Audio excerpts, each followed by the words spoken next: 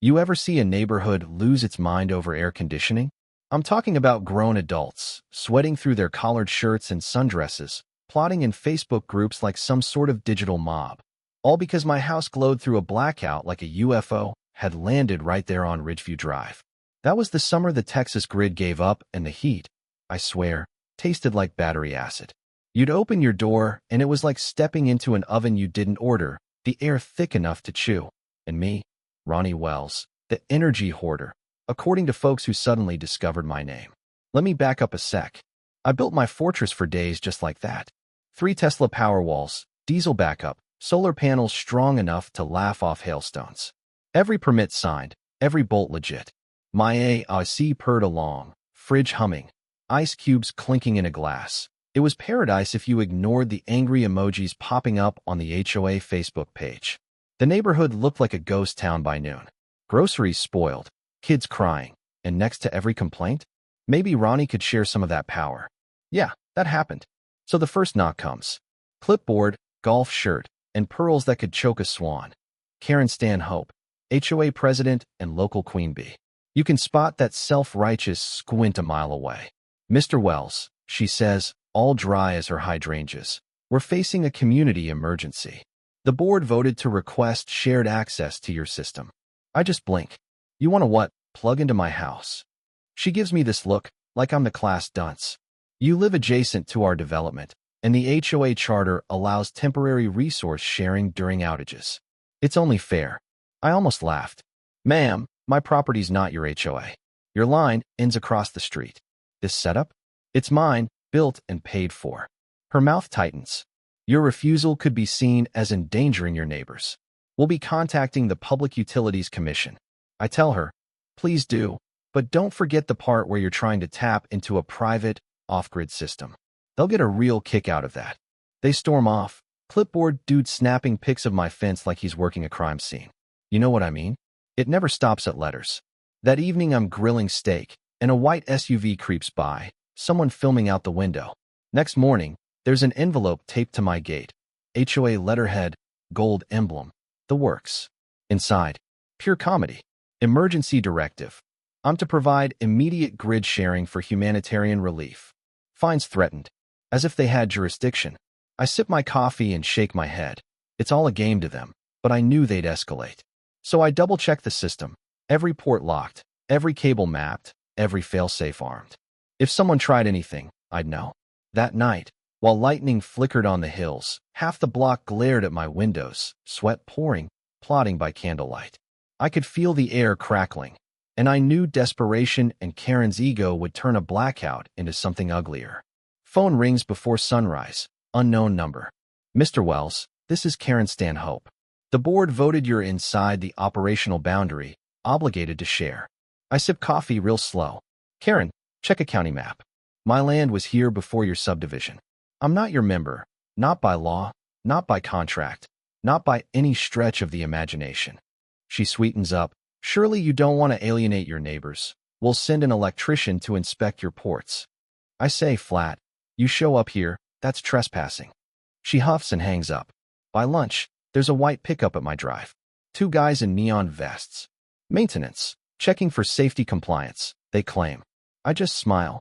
Nice try, gentlemen. This is private property. You can leave before I call the sheriff. They mumble, back away, and I set the system to lockdown, cameras rolling. That night, my porch cam catches a neon vest by the fence, opening my exterior panel. The motion lights flare, the guy bolts. I've got it all on video. Called the sheriff. They show up fast, review the tape, take statements. You're not the first person Karen's tried to manage, one deputy smirks. Minutes later, Karen herself shows up, all smiles for the cops. Misunderstanding, she chirps. My contractor was checking for public safety issues. Deputy folds his arms. Ma'am, that's tampering on private land. She tries to argue, but gets a warning. One more stunt and she's facing charges. Now, it's not about energy, it's about control. Karen can't stand that someone slipped the net, did it legal, independent, and out of reach. So I upload the video everywhere, back up my logs, and prepare for whatever's next. Days go quiet. No more HOA trucks, no more phone calls. I almost think the storm passed. Then a city vehicle rolls up, Fire safety inspection, the guy says. Got a report about an unsafe off-grid system. I nearly laugh. Let me guess, Hilltop Ridge. He grins, just following up on a complaint. I invite him in, show off my setup. 10 minutes later, he's impressed. Textbook compliance. Honestly wish more folks did it right. He suggests filing something formal. And I do, emailing every permit, certificate, and video I have to the county ombudsman. The fire marshal himself calls to apologize. You're running a safer system than most of Austin. Still, the next night, a news van shows up. Local station wants a comment on community concerns over a dangerous private energy facility. I tell them straight. Everything's legal, inspected, and insured. The only danger is people who can't mind their own business. By sunset, the story's out. My house lit up against the dark. Comments split between calling me selfish or a genius. Even the utility company posts. Off-grid systems are private property and not subject to HOA regulation. Bet that made Karen's blood boil. Next day, official letters arrive. HOA's lawyers and another firm. Both claim I'm running hazardous storage, endangering neighbors. My lawyer just laughs. Don't respond. Let me handle it. Nights get tense. Motion lights catch people by my fence. Too big for kids, too bold for thieves. I keep the lights blazing, the cameras on. Then midnight. Powerwall app buzzes, external current draw. Something's off. I check the logs, someone's stealing power. I find a freshly dug patch by the fence, lift the mulch, and there it is, a black cable spliced from my garden outlet, running under the fence. They'd buried a line to the neighbor's house. Instead of cutting it, I go inside, run a test that spikes the output just enough to trigger a failsafe. On the monitor, voltage jumps, then drops. Across the street, an orange flash and shouting. Called the sheriff. You might want to send a patrol. Someone just tapped my system and fried their circuit. Red and blue lights flood the night. Deputies, fire truck, a crowd gathering. Everyone's sweating, staring. I show them the cable, the footage, the logs. Did you know they tried this before? One asks. No, but I had a hunch. Karen storms over in pajamas, shrieking. He's sabotaging us. Deputy cuts her off. Ma'am, we've got video of your neighbors trespassing and stealing power. That's criminal tampering. Karen freezes. It was a temporary measure. Mutual aid. You have no jurisdiction here, I tell her. If you wanted help, you could have just asked. The deputies photograph everything, roll up the cable, take statements. One neighbor blames Karen. She glares at him like she could set him on fire with her mind. Fire crew says it could have caused a real blaze. By dawn, the block is quiet, my data's safe. The HOA officially crossed from petty to criminal. Next 48 hours, my life goes viral. Someone at the sheriff's office leaks the night vision video, dramatic music and all. HOA president tries to steal solar power. Texas man teaches her a lesson. Reporters call nonstop. Strangers offer free beer, even marriage proposals. I ignore it all until the news anchor says, energy hoarding scandal.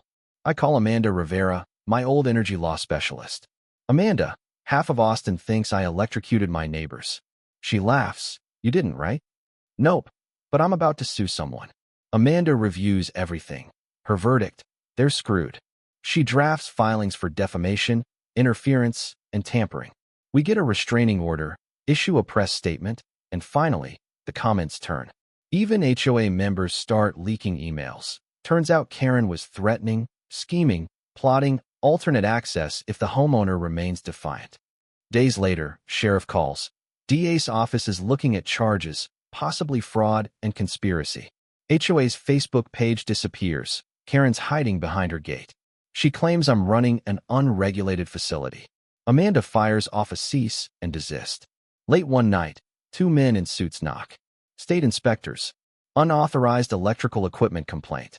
I show them the works. They're impressed. Wish more folks did it this way.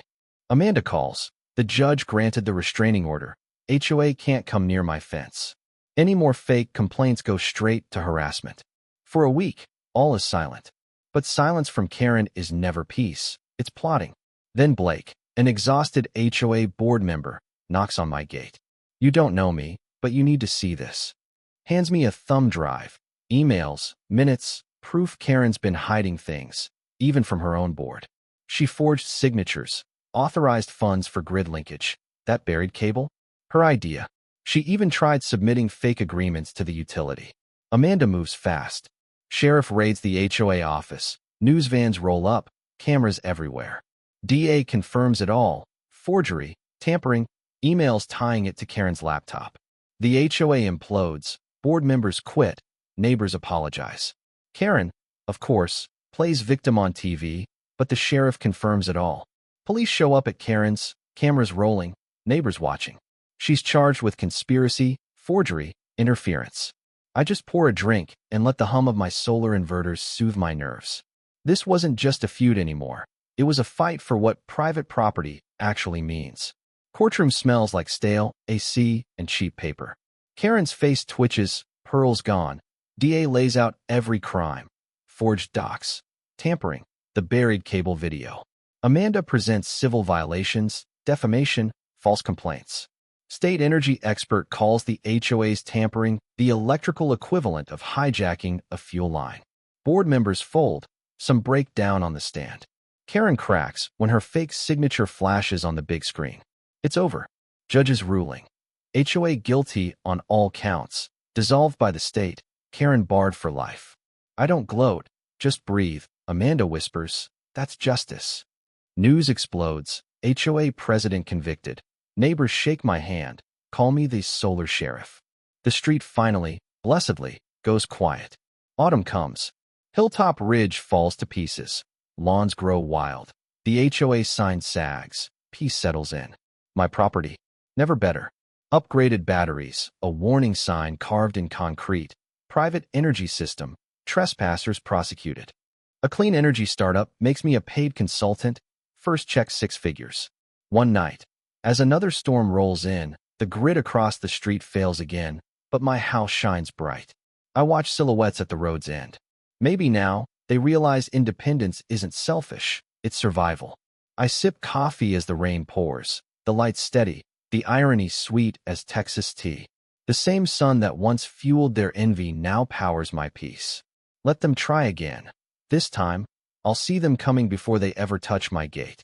So let me ask you, was I wrong to stand my ground, or was this the only way to teach a neighborhood what real boundaries mean? Drop your thoughts below. Share your own battles. Where's the line between community and control? Let's see whose story is crazier.